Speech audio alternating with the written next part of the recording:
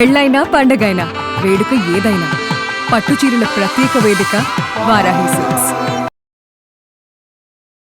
నమస్కారం, సుమన్ టీవీకి స్వాగతం. నేను గీతాంజలి. ప్రస్తుతం మనతో పాటు ఉన్నారు భారతీయ శంకరపీఠం వ్యవస్థాపకులు, ప్రముఖ జ్యోతిష్యులు, ఆధ్యాత్మికవేత్త, బ్రహ్మశ్రీ అన్నవరపు తిరుపతి మూర్తి అవధాని గురుగారు. గురుగారు నమస్కారం అండి. పరమేశ్వరార్పణం. గురుగారు, యమునా పుష్కరాలు రాబోతున్నాయి. జూన్ 2. అవును. ఈసారి ఇంకా విశేషం అని అంటున్నారు. ఎందుకు అసలు ఈ యమునా పుష్కరాల్లో ఎవరెవరు పాల్గొనొచ్చు, ఎలా వెళ్ళాలి, ఏమేం చేస్తే మంచిది అసలు పుష్కరాల్లో మాట్లాడదాం. జన్మతః జన్మాభ్యాసాదు జన్మ ప్రభృతి ఏతక్షణ పర్యంతం అని చెప్పి ఒకటి సంస్కృత శబ్దంలో చెప్పబడి ఉన్నది. సప్త జన్మ కృతం నుంచి కూడా ఏమిటి అంటే మనకు వెనకాల మామూలుగా ఏదైనా విషయాలు వస్తే 4 ఫాదర్స్ ఎవరిని చూస్తూ ఉంటారు. అలా మనకు చూడవలసింది ఒక సప్త జన్మ కృతములని చెప్పబడి ఉన్నాయి.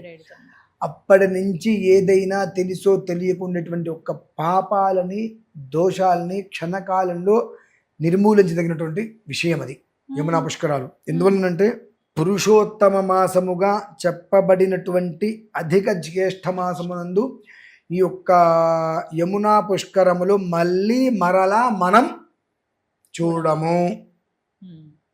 మన తర్వాత 2-3 తరాల వాళ్ళు కూడా చూసేటువంటి అవకాశములు లేవు, ఖచ్చితం.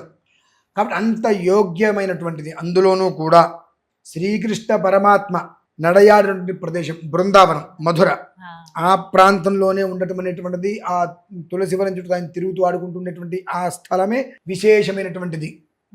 మామూలుగానే బృందావనం అంటే ప్రేమతత్వం. అటువంటిది మామూలు రోజుల్లోనే అక్కడికి వెళ్ళి మనం ఏదైనా ఒక్క 10 నిమిషాలు కూర్చుంటే విశేషమైనటువంటి యోగం కలుగుతుంది. ఇప్పుడు ఏమిటి అంటే శ్రార్థ త్రికోటి అనేటువంటిది ఉంది. తీర్థరాజ అంటారు, అనగా 3,000,000 మంది దేవతలు అందులోనే ఉంటారమ్మా, ఆ తీర్థంలో ఉంటారు. ఇప్పుడు మనకి అంత్య పుష్కరాలు సరస్వతి నది వస్తున్నాయి. ఆది పుష్కరములు, అంత్య పుష్కరం 12 రోజులు కూడా తీర్థ ఆ ఒక్క నదిలో స్నానం ఆచరించవలసిందే ఖచ్చితంగా. ఆ దేవతల మొత్తం కూడా అనంతరము మనకు అక్కడ నిలవై ఉంటారు. అయితే పుష్కరాలకి ప్రధానము ద్వాదశ దైవత్యం, షడ్దైవత్యం అంటారమ్మా. అంటే అండి ఇది ఎవరికి తెలియదు. ఈ ద్వాదశ దేవతలు కొత్తగా చెప్తున్నారు ఏం ఎవరో అంటారు. ఆ యొక్క పుష్కరము అనగానే పితృదేవతలకు అత్యంత ప్రీతికరమైనటువంటిది. ఈ షడ్దైవత్యం, ద్వాదశ దైవత్యం అంటే వాళ్ళేనండి. షడ్దైవత్యం నాన్నగారు, తాతగారు, ముత్తాతగారు, అమ్మగారు, నాయనమ్మగారు, ఆ పైన ఆవిడ, వీళ్ళు షడ్దైవత్యం. మరి ద్వాదశ దైవత్యం అంటే ఎవరు? ఇటు అమ్మ వైపు తాతయ్య వాళ్ళ వర్గత్రయం వస్తారు, వాళ్ళ అమ్మమ్మ వైపు ఆ ముగ్గురు 6 మొత్తం 12 మంది అండి. పితృదేవతలు అంటారు వీళ్ళని. 12 మంది. ఈ ద్వాదశ దైవత్యం అనేటువంటి వాళ్ళు 12 రోజులు అక్కడే ఉండి హా పుత్ర, హా భ్రాత అని పిలుస్తారండి. ఏమిటి అంటే 12 మాసాలు అంటే 3 మాసాలు పురుషుడి యొక్క శిరస్సులో ఉండేటువంటి బీజం స్త్రీ గర్భంలోకి వెళ్ళి 9 మాసాలు ఉంటుంది. వెరసి 12 మాసాలు ఈ రకంగా నిన్ను బయటికి, అంటే బయట ప్రపంచం గురించి నీకు తెలియకుండా అంతర్భాగంగా గర్భము లోపల నిన్ను మోసి ఉన్నాము. అనంతరం నీకు ప్రాణాన్ని బయటికి తీసుకొచ్చి ఉన్నాము, నిన్ను రకంగా కాపాడి ఉన్నాము, మా రక్త మాంసాల మొత్తం కూడా నీకు దారిపోసి ఉన్నాము, మాకంతా తిలోదకాలు ఇవ్వయ్యా, నువ్వులు నీళ్ళు మా ముఖాన పోయి మమ్మల్ని సంతుష్టుల్ని చెయ్యి. మా బాధ అనేటువంటిది వంశానికి మంచిది కాదు కనుక నీకు రోజు చేయమనట్లా. ఇటువంటి యోగం మరలా రాదు. మనం ఇప్పుడు ఏ క్రతువు చేసినప్పుడు విష్ణు విష్ణు విష్ణు విష్ణు అంటూ ఉంటాం. అందులోనూ కూడా చనిపోయినటువంటి వ్యక్తులకి సంవత్సరం ప్రత్యాబ్దికాలు చేసేటప్పుడు మధ్యలో కూడా విష్ణు విష్ణు విష్ణు విష్ణు విష్ణు అనుకుంటూ ఉంటాం. అటువంటిది సాక్షాత్తు కూడా పురుషోత్తముడి మాసమే అవ్వటము, ఆ మాసంలోనే బహుళపక్షం, మళ్ళీ శుద్ధపక్షం కూడా కాదమ్మా, బహుళపక్షమునందు రావటము అత్యంత విశేషమైతే ఆ బహుళపక్షంలో కూడా అష్టమి తిథి గమనాలు కూడా ఏర్పడి ఉండటము, ఇవన్నీ కూడా చాలా అద్వితీయమైనటువంటి యోగము. పితృశాపము, పితృదోషము అనేటువంటి వాటితోటి బాధపడేటువంటి వారికి అక్కడికి వెళ్ళి పితృదేవతలకి తిలోదకాలు ఇవ్వటం అనేటువంటిది ఇక మళ్ళీ ఎక్కడికి వెళ్ళి ఈ నారాయణ బలులు, పిండ ఇవన్నీ పెట్టాల్సిన అవసరం లేదండి. దాంతో ఒక్క పితృతర్పణ అంటే అక్కడ పిండితోటి ఇట్లా కొన్ని కరుతువులు ఉంటాయి, అవి చేసుకోవటం వలన పరిపూర్ణమైనటువంటి మోక్షద్వారం పితృదేవతలకు లభ్యమవుతుందండి. మోక్షము అనేటువంటి పితృదేవతలకి లభ్యమవుతుంది. ఇంకా వీళ్ళందరూ కూడా ఈ 12 రోజులు అక్కడే ఉండి ఇలా ఎదురు చూస్తుంటారమ్మా. నువ్వును నేను వదిలిపెట్టరా, నేను దాహం తీర్చుకుంటా, నాకు దాహం తీర్చు, నీకు జన్మనిచ్చా, ఆ రుణాన్ని తీర్చుకో. ఎందుకంటే పితరం అంతేచ కర్మని అంటారండి. ఏ రుణమైనా తీర్చుకోవచ్చు, కానీ మాతాచతే పితాచతే అయినటువంటి వాళ్ళ రుణాలు తీర్చుకోవడం అనేటువంటిది కష్టం. ఆ భగవంతుడు ఏదో ఒక రీతిలో రుణగ్రస్తుల్ని, అంటే రుణగ్రస్తులందరినీ రుణ విముక్తుల్ని చేయాలి అనేటువంటి సంకల్పం కలిగినప్పుడు ప్రకృతి అంతయు కూడా ప్రకోపం లేకుండా, వికృతి కాకుండా ప్రశాంతంగా ఉండాలి అనేటువంటి స్థితిగమనంలో విశేషంగా వచ్చేటువంటి ఒక నైమిత్తిక దినములు అంటారు వీటిని. ఆ దినముల్ని మనం చేసుకోవాల్సింది భగవంతుడికి ఒక ఆరాధన చేసుకుంటే, బట్ పితృ ఆరాధన చాలా విశేషం. ఎందువల్లంటే పితృదేవతల్ని స్మరించకపోతే భగవంతుడు కూడా నీ ఇంట్లో అడుగు పెట్టడు. అది శ్మశానంతో సమానం, ఒక మాటగా చెప్పాలంటే. అటువంటిది మన తెలుగు రాష్ట్రాలలోంచి వచ్చేటువంటి వారి కోసం అని చెప్పి ఆ బృందావన క్షేత్రంలో మనం అందరం కలిసి అక్కడ ఏర్పాటు చేశామండి. అక్కడ ఉందా గురువుగారు? ప్రత్యేకంగా అన్ని విభాగాలకి అందుబాటులో ఉంటుంది. ఇప్పుడు మా ఇళ్లలో వారు ఉంటారు, మా ఇళ్లలో వారికి అక్కడ పుష్కర శ్రాద్ధం అనేటువంటిది నిర్వహిస్తే దగ్గర 4 నుంచి 5 గంటల సమయం పడుతుందండి. అక్కడతో చేయాలంటే 5 భోక్తలు, ఒక మంత్రము, వారికి విడిగా వంట అవన్నీ ఉంటాయి. అలా అంటే ఒక బ్రాహ్మణులలో చేసేటువంటి ప్రత్యేకంగా ఉంటుంది. మిగిలిన వాళ్ళందరిది కూడా ప్రత్యేకతగా ఉంటుంది. ఎవరు ఏ ఇబ్బందులు పడకుండా ఎవరి విధానాన్ని వాళ్ళు అనుసరించాలని చెప్పి అక్కడ పెద్ద సత్రం తీసుకొని ఎవరి వంట వారికి విజయవాడ నుంచి దరిదాపుగా 76 మందితోటి వెళ్తున్నామండి అక్కడ ఈ క్రతువుల కోసం. అంటే ఇటువంటి యోగం మళ్ళీ కష్టం రావటం కాబట్టి ప్రతి కుటుంబానికి కూడా ఆ యోగం లభ్యం కావాలి. ఏ కుటుంబమైనా యొక్క పుష్కర శ్రార్థం పెట్టుకోవాలి అనుకున్నట్లయితే వారికి వారి రూమ్ ప్రత్యేకం. ఇక వారి రూమ్కి ఎవరూ రారు. 5 బ్రాహ్మణులు భోజన భోక్తలుగా, ఒక మంత్రము, 2 వంట వాళ్ళు, వాళ్ళ స్టవ్, వాళ్ళ పొయ్యి, 4 రకాల పదార్థాలు, వాళ్ళ కూరలు అన్నీ వేరు. అంటే ఒక కుటుంబం, ఎవరి కుటుంబానికి వాళ్ళు ఏర్పాటు చేయాలి. ఎందువల్లనంటే ఒక చోట ఇంత పదార్థం ఉంది పంచకూడదండి, మహాపాపం అది. ఎవరి వంట వారికి ఇచ్చేయాలి.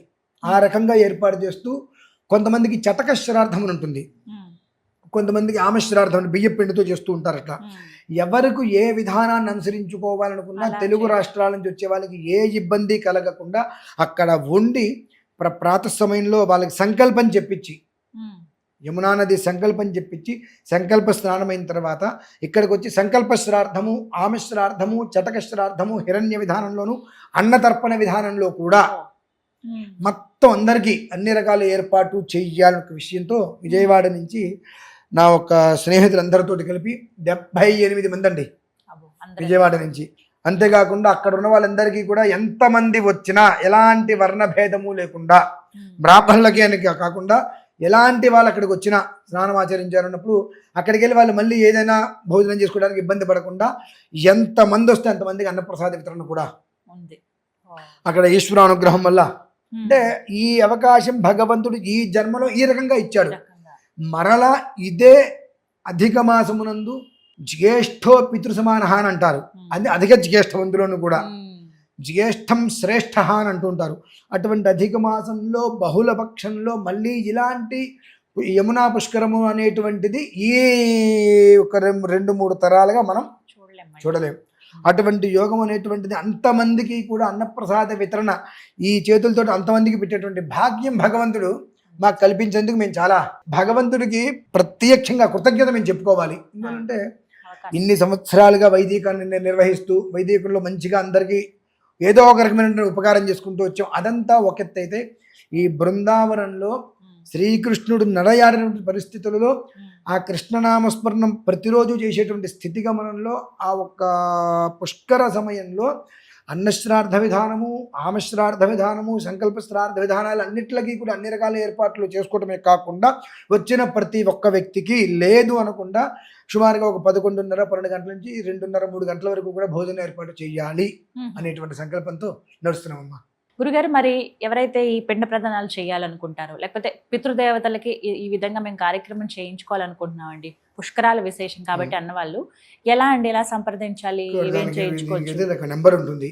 ఆ నంబర్కి కనుక వాళ్ళు కాల్ చేసినట్లయితే ఆ విధానాలన్నీ కూడా వివరంగా అన్నశ్రార్థ విధానం ఇలా ఉంటుందండి, ఒక 5 బ్రాహ్మణులు ఉంటారు, దాని ఒక విధానం ఇలా ఉంటుంది, ఆమశ్రార్థ విధానం ఉంటుంది, చటక శ్రార్థ విధానం ఇలా ఉంటుంది, సంకల్ప శ్రార్థ విధానం ఇలా ఉంటుంది, సంకల్ప విధానం ఇలా ఉంటుంది, మీరు ఇంతసేపు సమయం ఇలా ఉంటుంది, మీనింగ్ ఇంతసేపు మీరు కేటాయించగలగాలి అనేటువంటి విధానం ఒకటైతే లాస్ట్ కాళేశ్వరంలో జరిగినప్పుడు కూడా ఏర్పాటు చేసినప్పుడు కొంతమందికి నవ్వుకుంటారు కానివ్వండి, ఆన్లైన్లో కూడా చేయించామండి అన్న శ్రార్థాలు ఇవన్నీ కూడా. అదేంటండి అంటే కొంతమంది వృద్ధులు రాలేని వారు ఉన్నారు, చాలా మంది అట్లా ఉంటారు. రాలేని వారు ఉన్నప్పుడు వారి కొరకు బ్రాహ్మణకు ఉంటారండి చేయి తిప్పడానికి, వారే కర్తగా ఉండి వాళ్ళకి వీడియో కాల్ చేసి ముఖ్యమైనటువంటి ఘట్టాలు ఏవైతే ఉంటాయో ఆ సమయంలో వీడియో కాల్ చేసి ఎట్లా అర్ఘ్య సంయోజనం ఉంటుంది, అర్ఘ్యం ఇస్తున్నప్పుడు, అలాగే పార్వణ విధానం ఉంటుంది, సంకల్ప విధానం, ఇలా కొన్ని ప్రధానంగా జరిగేటువంటిప్పుడు ఒక 5-6 నిమిషాల పాటు 10 నిమిషాల పాటు